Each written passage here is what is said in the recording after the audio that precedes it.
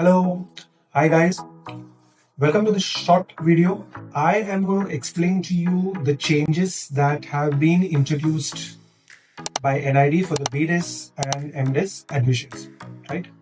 I will take you through the changes first of B.Des, then of M.Des, and our understanding of why these changes have actually happened, and lastly, some of the key takeaways and what you need to do. So, let's begin. Now I'm going to explain to you the major changes that have occurred for NID B.Des admissions. Candidates equal to 1.5 times the total seats are going to be shortlisted for the mains. Last year, that is 25, the number of people who were shortlisted was 2.5 times the number of seats. Now, let's take an example, right? If you go numerically, if there are 425 seats, if I do it 1.5 into 425 seats, that comes to somewhere around 638 candidates, right? Whereas last time, the same number was something like a little above 1,000 candidates. So you understand the difference? It was 1,000 candidates last time, and this time it's just going to be around 630 to 640 candidates. That's a massive difference, right? What does this mean? This means that the paper is going to be tough and the assessment is equally going to be tough. So we've got to work very hard on the prelims, right? Now that you've seen the first change, we're going to go to the second one, and that's the pattern for DAT Mains. You've completed your prelims, okay, great. Now you're shortlisted for mains. And let's see what exactly is happening in mains. We're going to have two sections. One is the studio sensitivity section and one is the in-person sensitivity test. I will give you my interpretation of this. So last year it was when you say sensory, audio, video, touch, smell, there were questions based on this. There was 3D model making questions, but we'll have to see what NID does, because it's like always expect the unexpected, which I've been constantly saying. So that's the studio sensitivity test, and the second part is in-person sensitivity test. My understanding of this is that it's going to be a direct assessment of how you observe, how you react, and how you interact with the physical world, the real world, and social stimuli. They're going to analyze, they're going to judge you based on your interactions. What method they are going to be using, we are not aware, but this is what I can understand is they're actually going to sort of judge you on your interactions and your perceptions. So we will have to be prepared, we will have to be ready to think on feet. I can't prepare some answers and come. When I'm going to sit with somebody and I'm going to talk to that guy, he's going to pose any kind of questions relating to me personally, relating to my interactions. But I have to be smarter. I have to be thinking immediately, okay, this is what the question is being asked. How do I interpret it and how do I answer? That is the in-person sensitivity test. This is going to be very important. Now we've seen the second change that was pattern for DAT Mains, and now we're going to see the third one, which is quite important. It's weightage shift. Earlier, the prelims were given 40% weightage and the DAT Mains were given 60% weightage. This year, the final admission process is going to be completely based on the DAT Mains. That means there is going to be 100% weightage for DAT Mains in your admission. The prelims, listen to this, the prelims are just going to be used to shortlist, or in other words, the prelims are just going to be used to filter out the students to DAT Mains, right? So you know the importance, how it goes. So we need to focus. It's not about scoring maximum marks in the prelims. It's like achieving the cutoff. You achieve the cutoff, you're into the mains, and then focus on the mains. Why these changes? This is something else that will come into our mind. So again, it will be to check and select thoroughly fewer number of students who are suited for this course.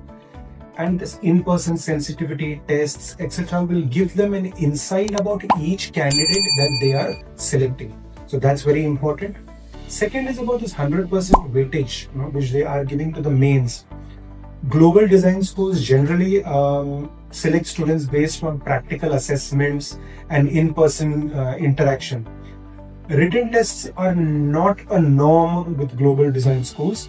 So probably NID is also trying to match up with the global design schools.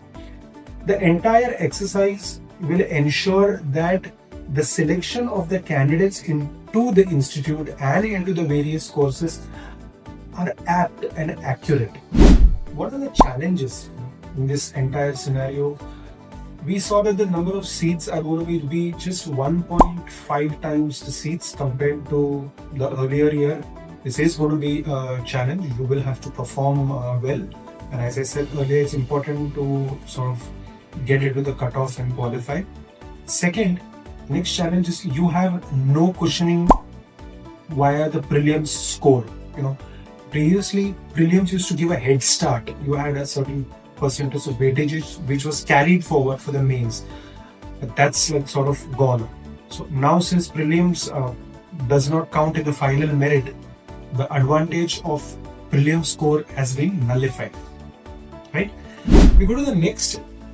I'd just like to speak to you about one opportunity. You've completed your prelims and now you're going into the mains, right? So how is it going to be? We spoke about the studio sensitivity tests and the in-person sensitivity tests. So what is going to happen here is the key factor is you have to, sort of be good in hands-on design. You have to sort of think on your feet, right? Very important.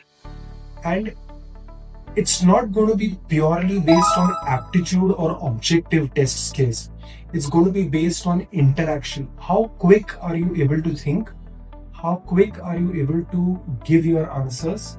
And how fast, time management, how fast are you going to be able to execute given tasks? So, as I said, the opportunity is, it's not just based on the aptitude and objective, which I just said. These other points which I mentioned, they are very important. So let's try to hone our skills in those areas and give importance to that.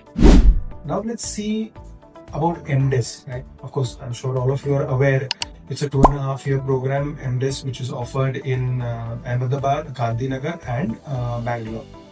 So similar to B.Des, there are changes in M.Des. The first major change is applying for the disciplines, right? You can apply for 2 disciplines within the same faculty stream.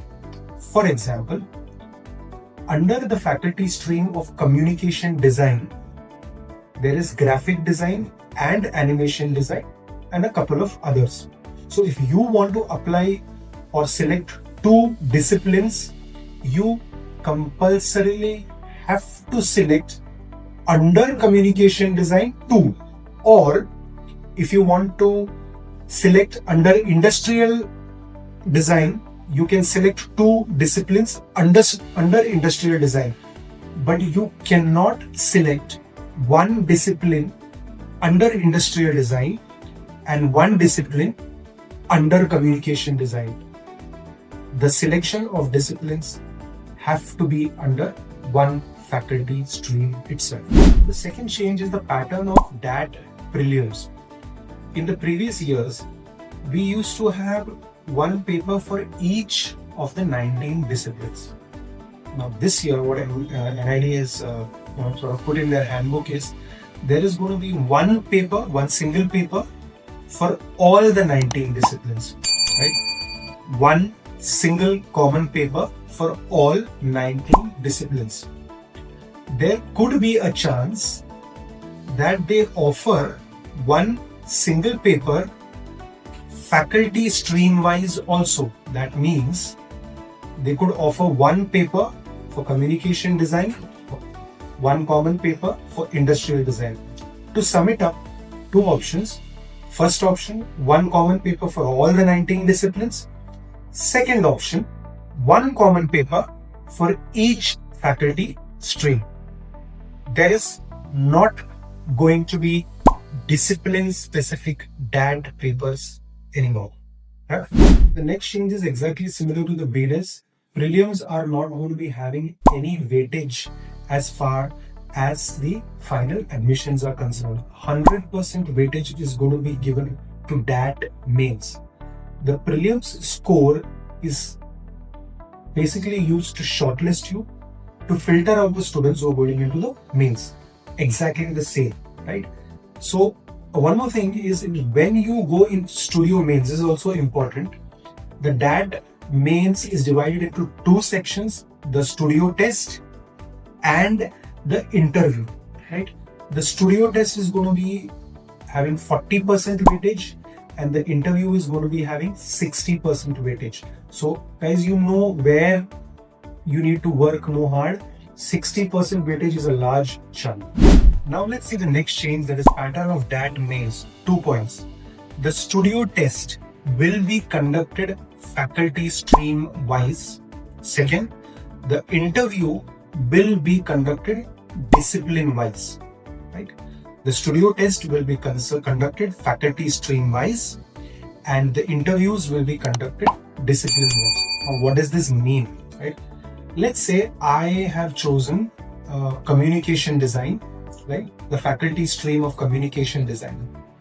And under communication design, the disciplines which I have chosen, let's say I have chosen graphic design and animation, right? I repeat, communication design is my faculty stream, and under that, the disciplines which I have chosen are graphic design and animation design.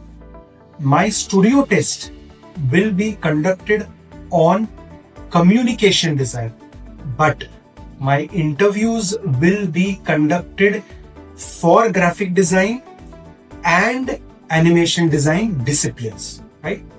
So again, to sum up, the studio tests are going to be faculty stream wise, and the interviews are going to be discipline wise.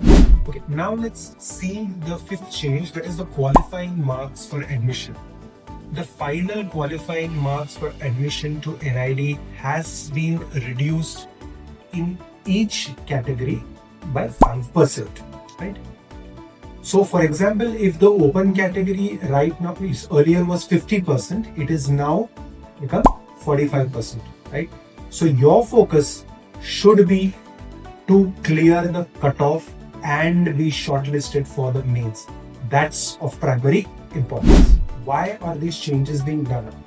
Firstly, to ensure that you select disciplines in which you are interested, not just random disciplines. Okay? You study about it and then you make a selection. Second is to judge the interest and the passion of the student who is choosing the discipline. The practical tests, interviews, etc. give more of an insight about the candidate, before actually selecting the candidate. And as I mentioned earlier, global design schools, they don't select students based on only written tests. They conduct interviews, practical tests, portfolio reviews. So they have a different mechanism of assessment. So NID is also matching up with the standards of the global design schools. We've seen the changes for the M.Des admission process also, right? What do we generally have the key strategic takeaways in this, right? The first is the prelims strategy, right? You have to focus on clearing your cutoff, again, not finals, not higher scores. Second is the stream selection. Choose your stream carefully based on your interest, your passion, and your aptitude. And the third and the last takeaway that I would sort of like to give you is DAT Mains studio test 40% and interviews are 60%. So guys, you need to work on your interview preparation, right? Prepare well, sort of be in a position to think on the feet, fast thinking, answer quickly, because they may shoot any kind of questions to you. I briefly explained to you what kind of questions could come. So I sort of have covered both the changes in the B.Des and the M.Des with you. And again, let's wait and see what happens. As I say every time, that NID, the changes that they come with is something we will have to wait and see. Expect the unexpected, and all the best.